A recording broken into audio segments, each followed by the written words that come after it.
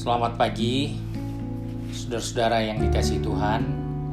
Jumpa lagi pada hari Jumat 29 Mei 2020. Hari ini kita bersama-sama menjumpai pembacaan firman Tuhan dari buku Yakobus pasal yang pertama, ayat 2 hingga ayat yang ke-7. Di situ perikopnya iman dan hikmat. Saudara-saudaraku, anggaplah sebagai suatu kebahagiaan apabila kamu jatuh ke dalam berbagai-bagai pencobaan. Sebab kamu tahu bahwa ujian terhadap imanmu itu menghasilkan ketekunan. Dan biarlah ketekunan itu memperoleh buah yang matang, supaya kamu menjadi sempurna dan utuh, dan tak kekurangan suatu apapun. Tetapi apabila di antara kamu ada yang kekurangan hikmat, hendaklah ia memintakannya kepada Allah yang memberikan kepada semua orang dengan murah hati dan dengan tidak membangkit-bangkit. Maka hal itu akan diberikan kepadanya. Hendaklah ia memintanya dalam iman, dan sama sekali jangan bimbang. Sebab orang yang bimbang sama dengan gelombang laut yang diombang-ambingkan kian kemari oleh angin. Orang yang demikian, janganlah mengira bahwa ia akan menerima sesuatu dari Tuhan. Sebab orang yang mendua hati tidak akan tenang dalam hidupnya. Saudara-saudara yang dikasihi Tuhan, kita menjumpai dari pembacaan firman Tuhan ini bagaimana Yakobus mengingatkan kepada kita bahwa ada hal yang kita tidak boleh lupa. Di dalam kita mengiring Tuhan, di dalam kita percaya kepada Tuhan, kita tidak bisa hanya membawa diri kita seperti biasa-biasa saja. Karena ternyata Yakobus katakan setiap kita ada saatnya akan berhadapan dengan pencobaan. Dan hal inilah yang seringkali sangat dijauhi dan sangat dihindari oleh banyak orang percaya. Ketika pencobaan datang, dia bertanya, ini Tuhan atau siapa? Kalau dia tidak menemukan apa maksud pencobaan itu, dia bertanya, saya ini salah apa? Apa kekurangan saya? Apa yang saya belum buat untuk Tuhan? Kenapa saya harus mendapatkan hal-hal seperti itu? Saudara-saudara, Yakobus katakan, kalau kita berhadapan dengan pencobaan, maka kita harus tahu bahwa kita diuji untuk menghadirkan ketekunan. Jadi setiap orang percaya, jika dia tidak pernah diuji dan dia tidak akan pernah mengetahui apa itu tekun. Alkitab katakan kalau kita masuk dalam ujian, ujian itu akan menghadirkan ketekunan. Dan kalau ketekunan itu sudah matang, ia menjadi sempurna dan utuh, tak kekurangan satu apapun. Sebenarnya ketika kita berhadapan dengan pencobaan, itu bukan bencana, tetapi kita merubah pikiran kita untuk melihat bahwa pencobaan ini akan menghadirkan sesuatu yang luar biasa di dalam kehidupan kita. Bahwa pencobaan itu, masalah itu yang kita harus hadapi adalah sebagai suatu bahagian untuk meningkatkan kehidupan kerohanian kita. Sebab itu dikatakan anggaplah sebagai suatu kebahagiaan. Di dalam dunia kerja, kita dibawa untuk bekerja di satu perusahaan, di satu kantor. Ada saatnya kita dipanggil, kita mau diuji untuk naik tingkat. Kita perlu dididik lagi. Kita perlu menyisihkan waktu untuk dilatih, untuk dididik lagi. Dan tentunya ada maksud dari pendidikan itu. Ada maksud dan tujuan di mana kita harus menyisihkan waktu. Karena ternyata hal itu tujuannya untuk meningkatkan kita. Sama dengan ujian yang Tuhan izinkan kita harus hadapi.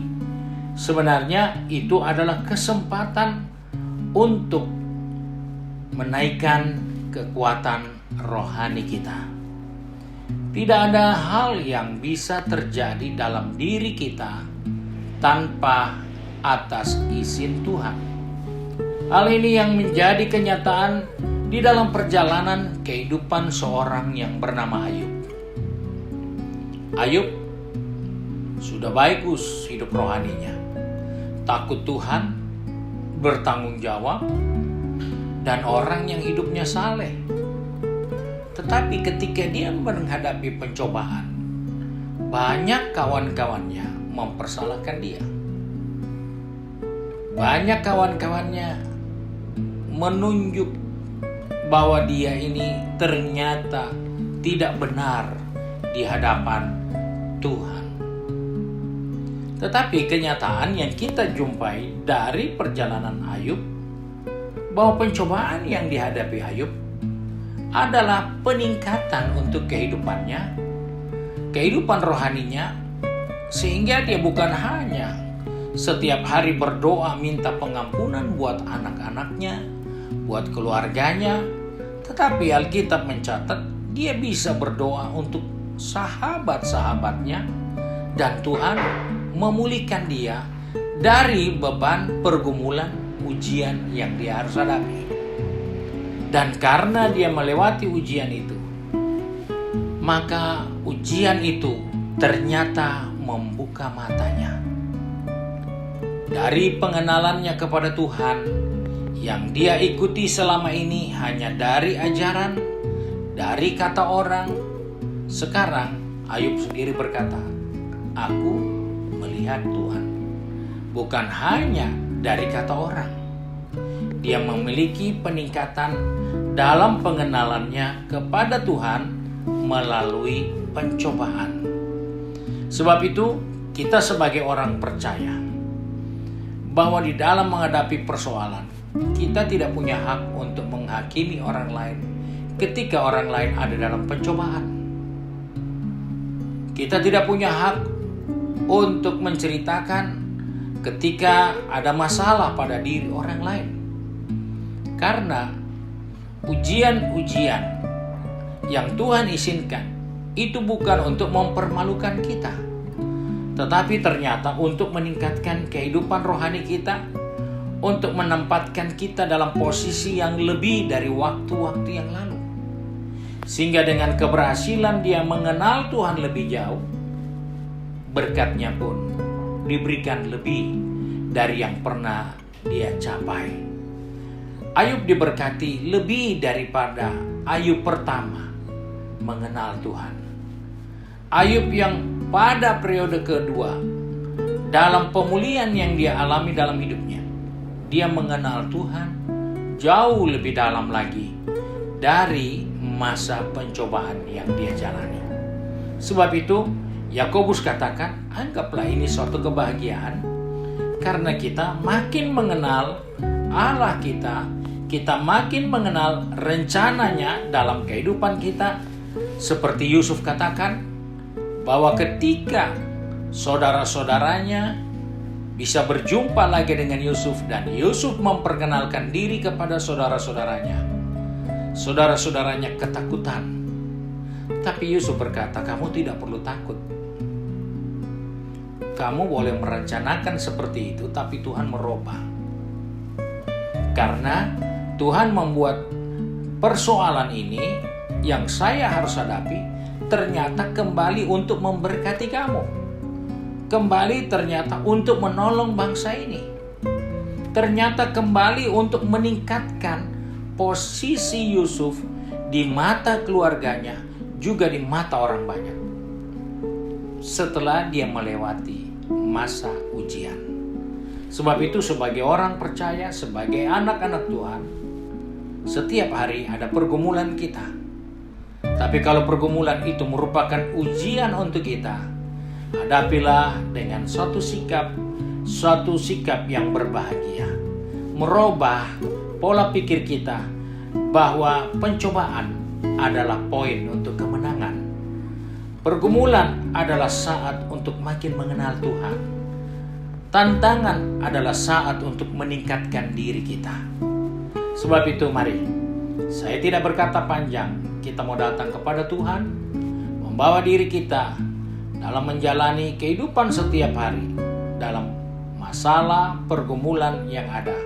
Kita tidak mundur, bahkan kita menganggap segala sesuatu yang kita hadapi adalah sebagai suatu kebahagiaan untuk hidup kita sendiri. Kami datang kepada Bapa di surga dengan mengucap syukur bahwa Engkau mengajar kami untuk dapat menghadapi segala perkara. Karena apapun yang kami harus jalani, itu tidak lepas dari izin dan rencana Tuhan dalam kehidupan kami. Kami percaya bahwa Engkau turut bekerja dalam segala sesuatu untuk kebaikan kami, orang-orang yang terpanggil sesuai dengan rencana-Mu. Sebab itu Bapa, pegang tangan kami, atur langkah hidup kami sepanjang hari ini. Di dalam kami bekerja, di dalam kami mencari nafkah, di tengah-tengah kami melayani Tuhan, di tengah-tengah kami mengikuti pendidikan. Tuhan tolong kami supaya kami boleh merubah segala tantangan adalah suatu poin untuk kami mencapai kemenangan. Setiap ujian adalah bahagian dari kebahagiaan yang ada di dalamnya, yang kami akan dapat nikmati. Sebab itu tolong kami semua agar kami tidak lari ketika ada pencobaan. Kami tidak menghindar ketika Tuhan izinkan tantangan ada di depan kami. Kami tidak mempersalahkan orang lain ketika kami harus bergumul dengan situasi kondisi yang Tuhan izinkan kami jalani. Tapi kami akan hadapi karena kami percaya semua atas izin Tuhan. Terima kasih Bapa untuk hari yang baru ini. Kami berdoa dan bersyukur untuk semua berkat yang Engkau sediakan bagi kami. Baik itu jasmani, terlebih rohani bagi kami.